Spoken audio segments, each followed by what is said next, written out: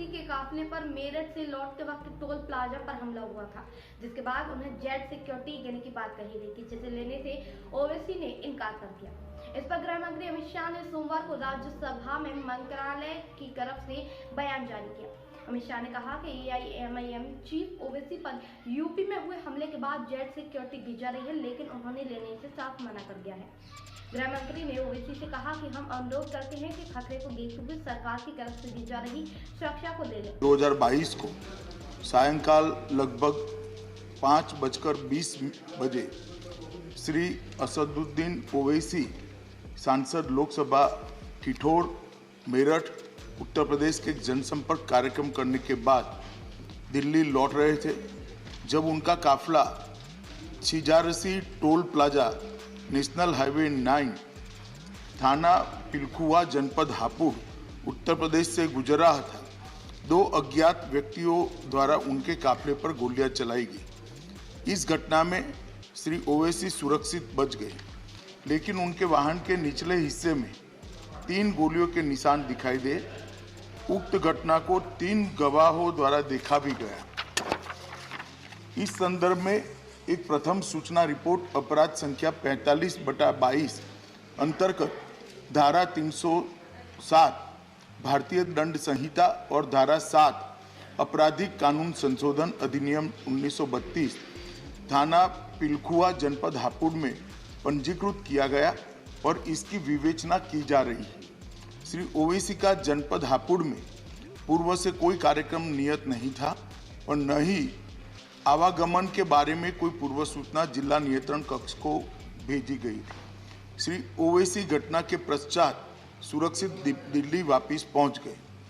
जनपद के वरिष्ठ अधिकारियों द्वारा घटनास्थल का निरीक्षण किया गया। विवेचना के क्रम में स्थानीय पुलिस ने त्वरित कार्यवाही करते हुए 2 अभियुक्तों को गिरफ्तार किया और उनसे 2 अनधिकृत पिस्तौल प्रत्येक से एक और एक ऑल्टो कार की बरामद की गई है।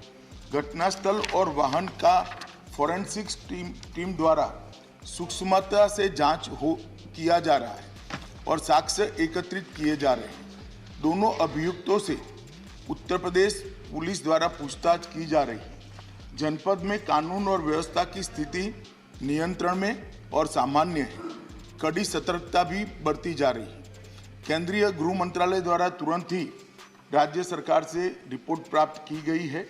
पहले भी कई मौकों पर केंद्रीय सुरक्षा एजेंसियों के खतरे के आकलन के आधार पर श्री ओवैसी को सुरक्षा प्रदान करने के लिए केंद्र सरकार ने निर्देश जारी किए हैं, लेकिन श्री ओवैसी द्वारा सुरक्षा लेने के लिए अनिच्छा के कारण दिल्ली पुलिस और तेलंगाना पुलिस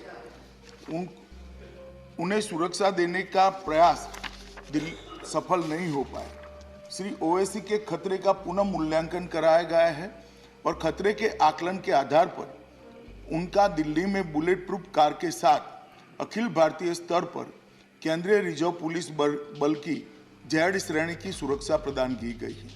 मेरा वक्तव्य समाप्त हुआ, मगर हमारे पास जो मौखिक सूचनाएं श्री ओवैसी के द्वारा भेजी गई, उन्होंने अभी भी सुरक्षा लेने से इनकार किया है। मैं सदन के माध्यम से श्री ओवैसी को विनती करना चाहूंगा कि वो तत्काल सुरक्षा ले ले और हम सबकी चिंता का समाधान करें। धन्यवाद। बता दें कि असदुद्दीन ओवैसी जब मेरठ से जनसभा करके लौट रहे थे, तब हापुड़ टोल प्लाजा पर उनकी कार पर हमला हुआ, जिसमें 3-4 गोलियां भी चली। कार पर निशान ओवैसी ने खुद ही ट्वीट करके दिखाए। हमले का CCTV फुटेज भी सामने आ चुका है।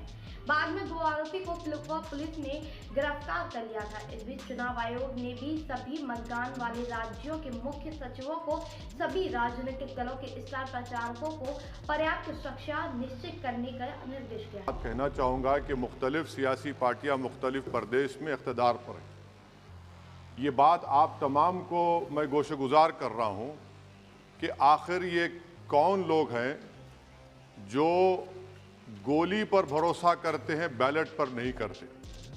आखिर ये कौन लोग हैं जो इतना रेडिकलाइज हो चुके हैं कि इनको इस संविधान पर एतमाद नहीं रहा, उनको अंबेडकर के बनाए हुए संविधान के खिलाफ हैं, जो इतनी नफरत पैदा करते हैं। आखिर ये कौन लोग हैं? मैं इसको सियासी गुफ्तगू नहीं करूंगा, ये सबके लिए छोड़ रहा हूं, क्योंकि जहां तक मुझे मालूम कि मैं 2 मरतबा का विधायक हूं, 4 मरतबा का सांसद हूं, और अगर इस तरह से अगर राजनीति आगे बढ़ेगी कि टोल गेट पर गाड़ी रुकती है और 4 राउंड गोलियां चलाई जाती हैं, आखिर इन नौजवानों को ये कैसे रेडिकलाइज हुए?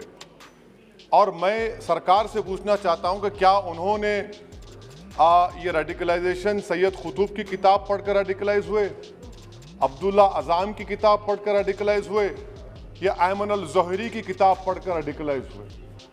इसीलिए मैंने सरकार से 2015 में कहा था कि इंटरनल सिक्योरिटी डिपार्टमेंट MHA में, उसमें तमाम मज़ाहिब के लोगों का एक काउंटर रेडिकल सेल बनाइए आप। और सर ये रेडिकलाइज हो चुके हैं तो भारत की इससे राइट विंग कम्युनिज्म और टेररिज्म बढ़ेगा। मैं आपसे अपील कर रहा हूं कि जो गलती NDA 1 में की थी आप वही करने जा रहे हैं। आपको नुकसान होगा, आपकी सरकार को नुकसान होगा, देश को, तो देश की सालिमियत को खतरा तो पैदा हो रहा है। सर मैं आपके जरिए से सरकार को ये भी बताना चाहूंगा कि जिन लोगों ने ये रेडिकलाइजेशन किया है, आप इस पर गौर करिए, इन पर UAPA क्यों नहीं लगाते आप? अगर कोई स्पीच देता है, अगर कोई फेसबुक पर किसी क्रिकेट मैच पर किसी टीम की तायीद करता है तो UAPA लगता है। एक सिटिंग MP के ऊपर UAPA नहीं लगेगा सर। मैं सरकार पर छोड़ता हूं। मैं आपसे गुजारिश ये करना चाहूंगा कि आप हरिद्वार में, रायपुर में और इलाहाबाद प्रयागराज में मेरे बारे में क्या कहा गया, आपके नायबी की रिपोर्ट है ना, आप क्यों छुपा रहे उसको? देखिए मैं मौत से नहीं डरने वाला हूं, हम सबको जाना है इस दुनिया से, बल्कि मैंने कह दिया कि मैं इस वतन में पैदा हुआ, मेरी मां की कोख से तो जमीन पर लिटाया गया। जब मेरी आंख बंद हो जाएगी तो इंशाल्लाह औरंगाबाद की जमीन मुझे दफनाया जाएगा।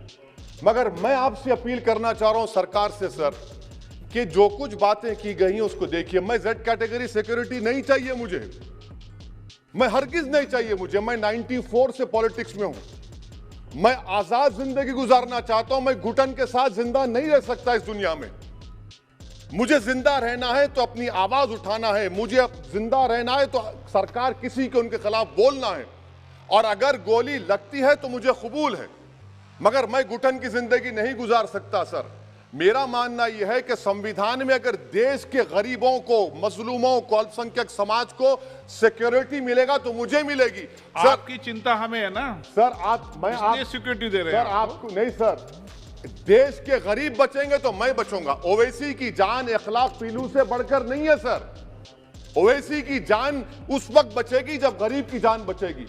इसीलिए मैं आपके जरिए सरकार से अपील करना चाहूंगा कि सर इस नफरत को खत्म करिए, इस नफरत को खत्म करिए और इस पर आप गौर करिए। मैं नहीं लूंगा सिक्योरिटी, मैं Z कैटेगरी नहीं चाहता हूं सिक्योरिटी। मुझे A कैटेगरी का शहरी बनाइए आप, मुझे A कैटेगरी का शहरी बनाइए ताकि मेरी और आपकी जिंदगी बराबर हो। जब देश के प्रधानमंत्री पर सिक्योरिटी ब्रीच हुआ, अपोजिशन की तरफ से मैंने कहा था कि गलत हुआ। सब सेकुलर पार्टी के लोगों ने कहा कि ओवैसी तुम क्यों बोले? मैंने कहा नहीं, देश का प्रधानमंत्री मेरा है, सिक्योरिटी ब्रीच हुई तो एक्शन लेना चाहिए। मगर 4 मरतबा के MP पर कोई 6 फीट के फासले से 4 गोली चलाता है।